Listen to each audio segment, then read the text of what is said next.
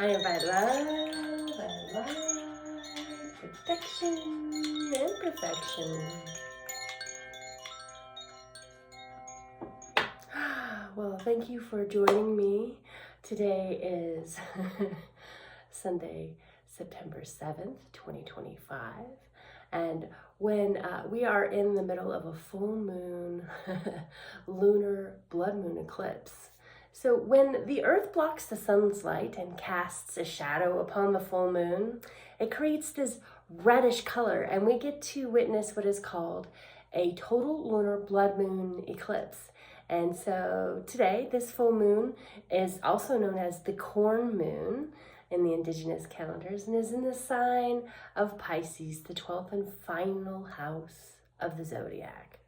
Meanwhile, we, along with the sun and Mercury, are still in practical Virgo, the axial opposite of the spiritual Pisces with the teeter-totter. It's now shifting away from the quest of perfectionism and control towards a sense of trust and surrender and an appreciation of all isness being flawlessly flawed, perfectly imperfect, enough in this moment. I really like the idea of Nina of Moon Omen's analogy of Virgo being like sand and Pisces the ocean, right? So we got the earthy energy of Virgo and the watery energy of Pisces. And we're entering this liminal, ever-changing space where they meet. So the question becomes, how do we continue to stand when the ground under our feet shifts into the water that is continually moving and flowing? With an eclipses are like parentheses during the year where we're granted this opportunity to be nudged along our paths, recalibrated after a cosmic exhale and inhale. And lunar eclipses in particular deal with our relationships, not just with others, but also with ourselves, and can trigger awareness to matters that have been brewing beneath the surface. With an 18-year cycle throughout the signs of the zodiac, eclipses sync up with the nodes known as the gateways of destiny.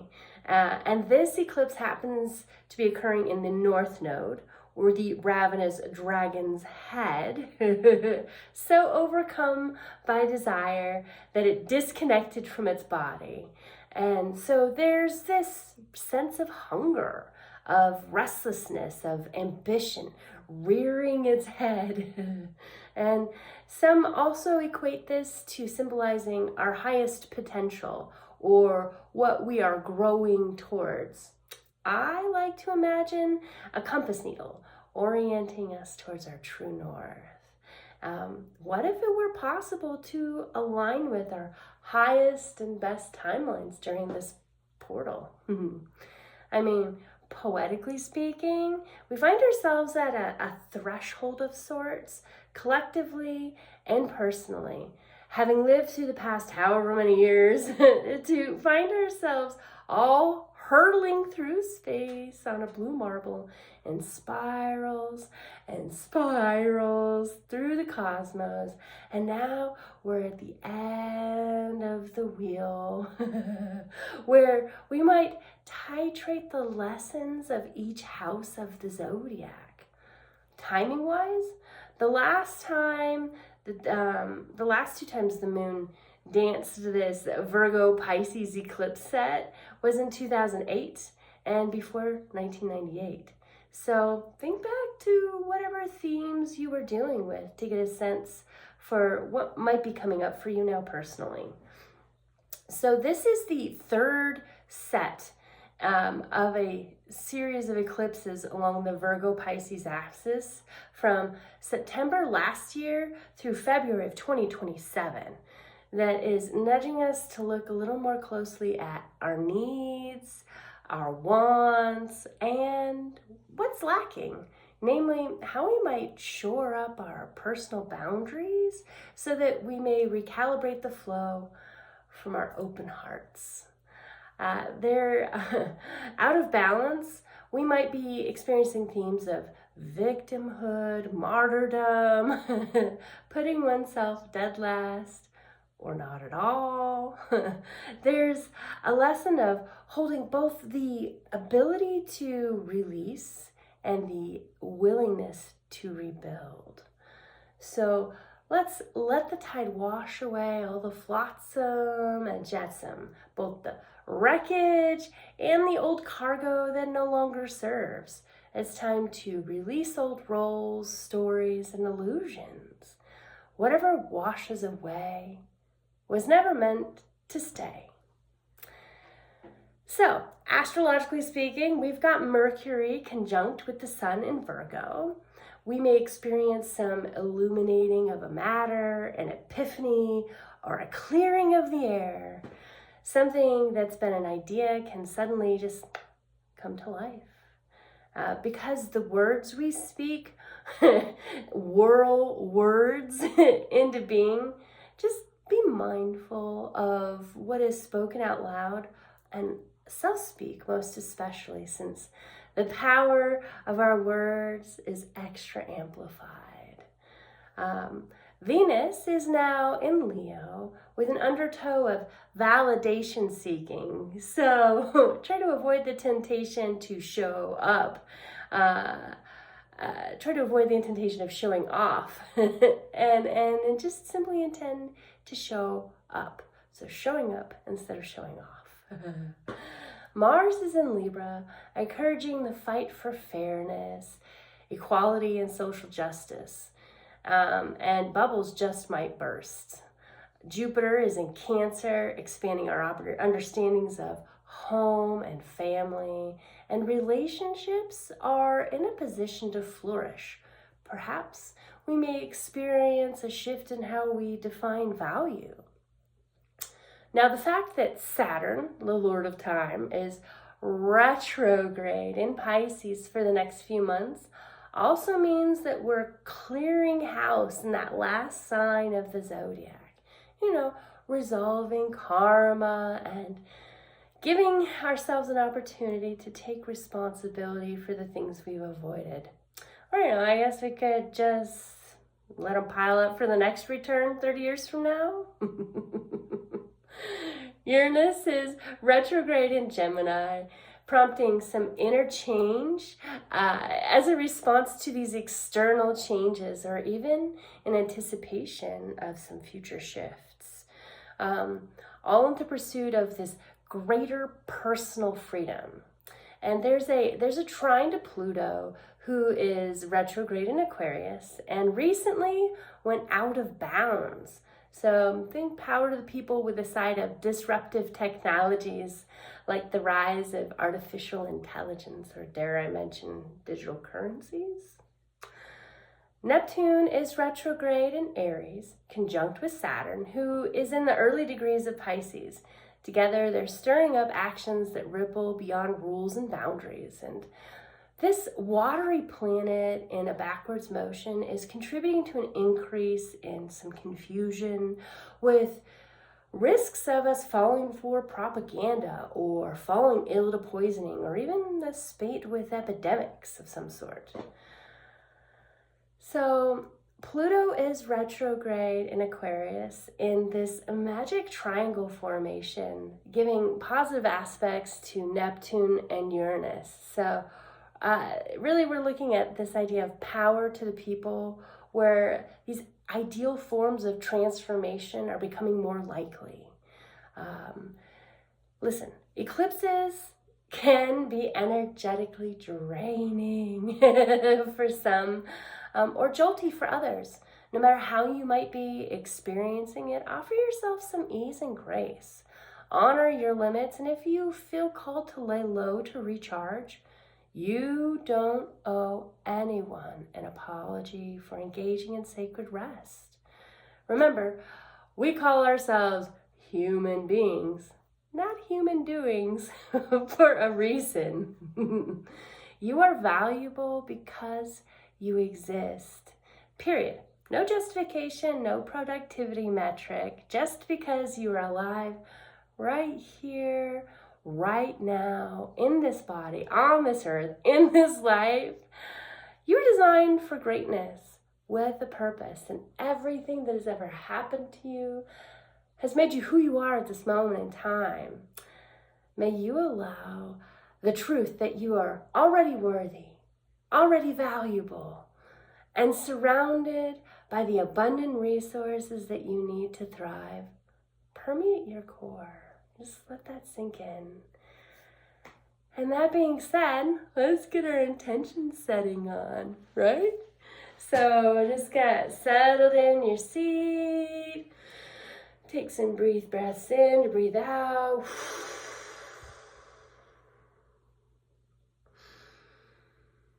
Good.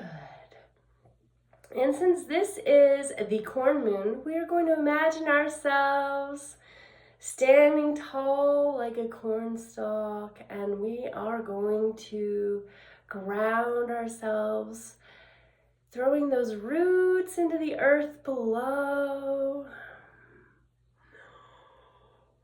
Just imagine him extending beyond your seat, beyond the support of your feet. Take your hands and open them in the palms facing upward, placing them gently in your lap in that nice receiving posture as you imagine these roots going down below the earth.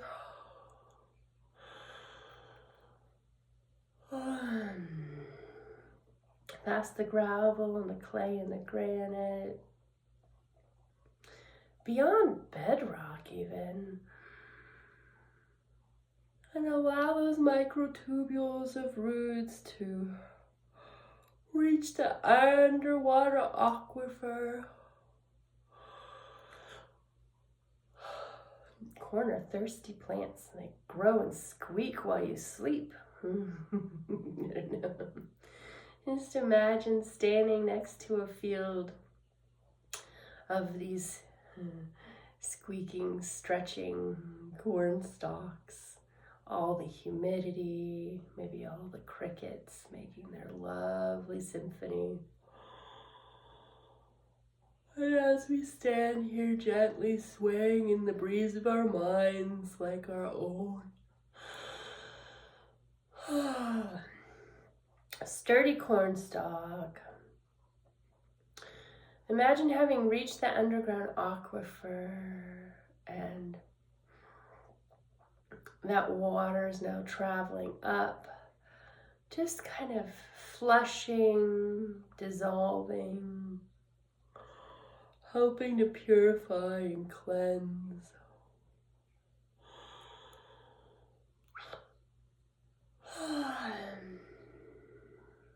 As all the nutrients and whatever that we don't need just gets gently flushed through us into the earth to be recycled into something new. Let's take a deep breath in here and hold your breath for a moment, allowing the divine to entwine. And release. Letting go of the tension that's no longer mine or thine.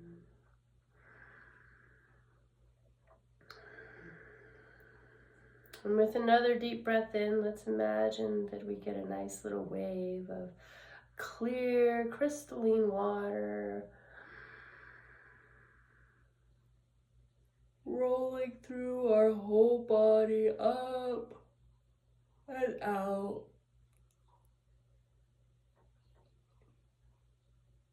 And as we breathe out,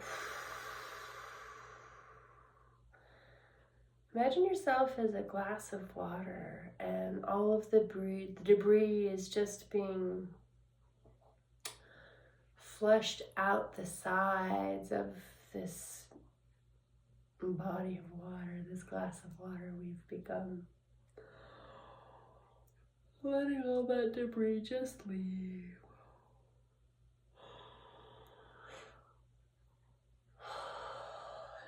Knowing that each breath is just drawing in more of this pure crystalline goodness.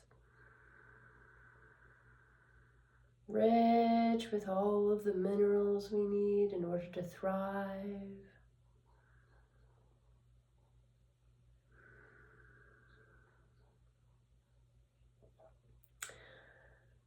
And now let's recall back all of our IZness. Imagine just below our rib cage, above our belly button, that area of the solar plexus here. Imagine a beautiful globe, glowing yellow.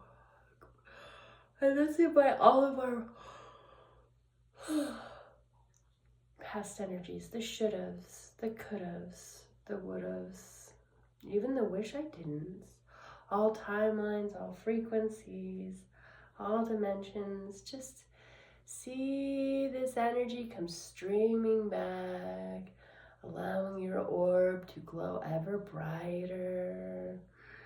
Breathe that in. Maybe take your hands and place them over your chest as you receive your energy back to your you. Invite that divine hold as you allow the divine to entwine.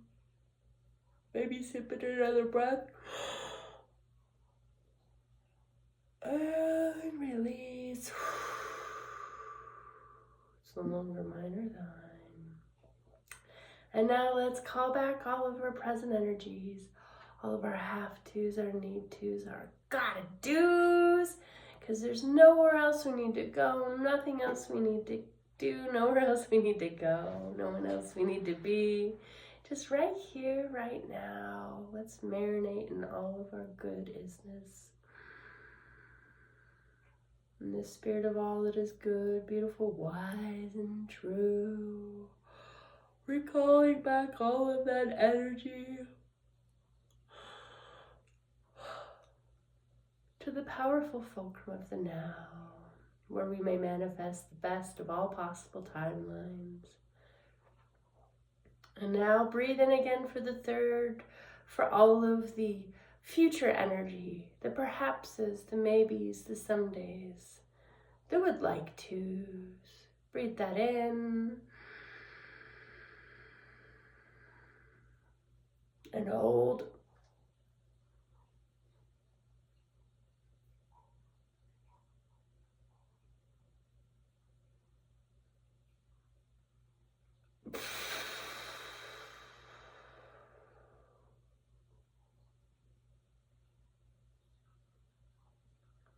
Pausing before you breathe inside, giving gratitude for the peace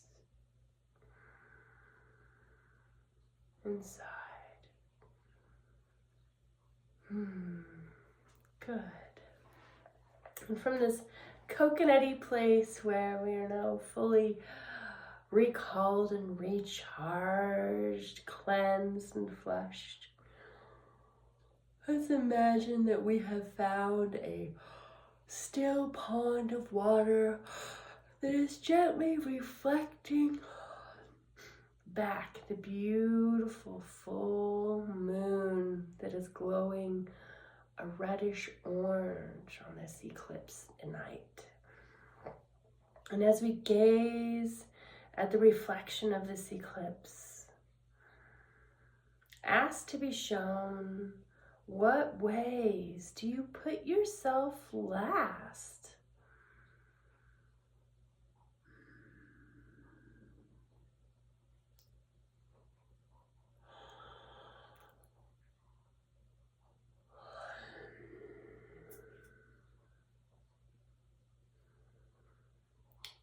And as you acknowledge that this is something that you do, ask to be shown, what old habit is ready to be sacrificed for your best good?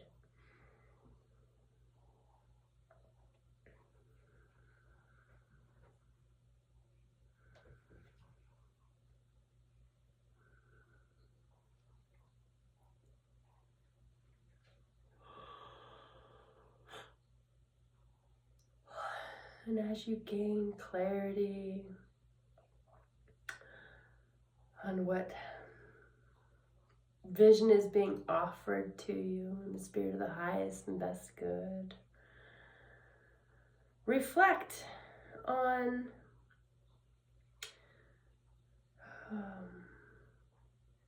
what you are willing to release today. What is your full moon eclipse commitment to all of you? Ask to be shown what success looks like with this intention. Just gaze into that pond and see yourself successful, having released whatever that is that you are being called to let go of.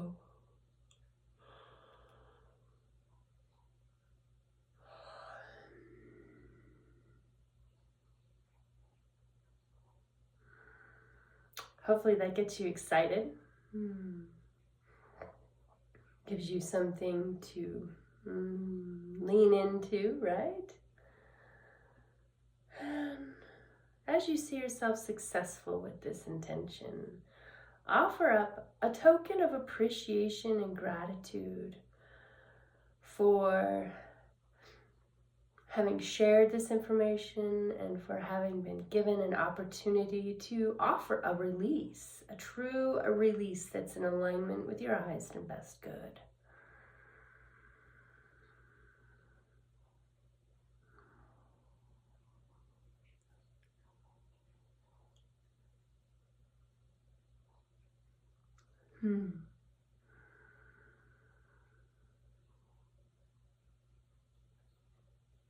As you see these parts of yourself receive this token of gratitude, see yourself absorbing this intention and wiggle your fingers, wiggle your toes. Remember the safety and love that you felt. Thank you for allowing me to guide you in this full moon in Pisces eclipse experience. Before I sign off, I did pull a card from my Sacred Rebels Oracle deck to share a message for all of us on this lunation. And it is this card right here. Relax the hold of darkness and be a cause. You are being asked to follow yourself, to be lifted into the next level of higher voltage reality. So life can happen to us, through us, and with us. To access this reality, you have to leave behind the dark, weighty grip of hesitation, procrastination, second guessing, and the belief you have to do everything on your own. All things mature according to a seasonal cycle in right timing. You are a part of, not apart from, that process. When you are in the hold of the darkness, you will feel pushed to turn away and to create excuses. That is fear talking, not truth. Being free of the dark hold empowers us to take up our cause. And it means speaking about your work, never hiding it away. It might fly, it might endure, and it might not. All of nature, including you.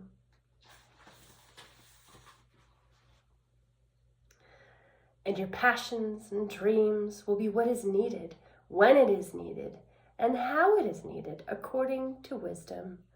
We just have to trust and participate. So have fun being at cause, participating, and relaxing the hold of darkness within you as you journey through this full moon lunar eclipse and onto the new moon solar eclipse coming up in 2 weeks. I will see you then. Thanks so much and take care. Bye, friends.